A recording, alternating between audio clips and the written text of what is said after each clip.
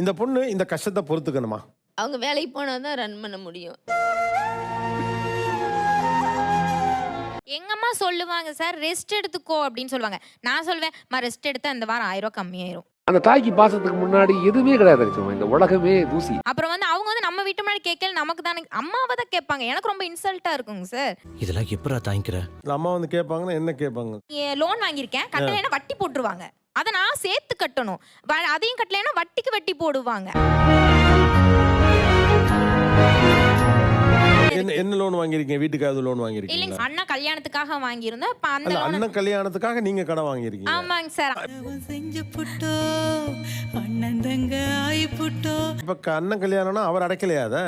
இல்லைங்க சார், அவன் இப்ப தனியா அவன் ஃபேமிலியை ரன் பண்ணிட்டு இருக்கான்.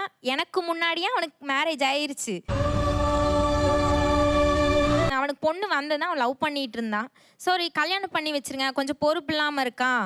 அவன் போய் அவன் ஃபேமிலியாவது ரன் பண்ணட்டும். ஒரு குடும்பம் உடஞ்சு போகாம இருக்க ஒருத்தர் எவ்வளவு தியாகம் பண்ண வேண்டியது இருக்குல்ல. தங்கச்சிக்கு அக்காக்கு கல்யாணம் பண்றப்ப அந்த கடனை அண்ணங்க எங்க வீட்டுல அப்படியே கொஞ்சம் உள்டாங்க சார். அண்ணன் வேலைக்கு போக கொஞ்சம் சுத்துவான் ஃப்ரெண்ட்ஸ் கூட சேர்ந்து. ஆளுக்கு ஒரு பக்கம் இழுக்கும்போது அறந்துக்கதான் செய்யும். வட்டி அப்படியே பாதி வருங்க சார். லோன் அமௌண்ட்ல இப்ப நம்ம 50,000 ரூபாய் வாங்குறோம் அப்படின்னா 70,000 கட்டுற மாதிரி இருக்கும். பணம் இருக்கும் மனிதரிடம் குணம் இருப்பதில்லை, குணம் இருக்கும் மனிதரிடம் பணம் இருப்பதில்லை. காசு இருக்கவங்களுக்கு திரும்ப குறைவான வட்டி, கஷ்டப்படுறவங்களுக்கு அதிகமான வட்டி. மறுபடியும் அவங்க சிரமத்துக்குள்ள போற மாதிரி. பணம் இருக்கிறவங்க கிட்டதான் இந்த உலகம் அடிமையா இருக்கும். இப்போ அண்ணங்கிட்டையும் சொல்லலாம்ல, நீங்க பேசலாமேமா?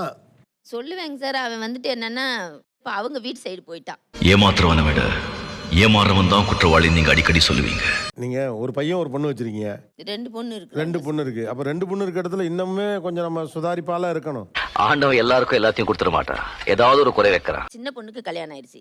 ஏமா நீ தங்கச்சிக்கும் கல்யாணம் ஆயிடுச்சு, அண்ணனுக்கும் கல்யாணம் ஆயிடுச்சு, நீங்க ஏன் கல்யாணம் பண்ணாம இவங்களுக்குலாம் கல்யாணம் பண்ணி வச்சுக்கிட்டு இருக்கீங்க? சார் என்னால இப்படி யோசிக்க முடியலைங்க சார். எனக்கு யோசிக்கல. எங்க அம்மாவும் எங்க அப்பாவும் ஃபர்ஸ்ட் முன்னாடி நிக்கிறாங்க.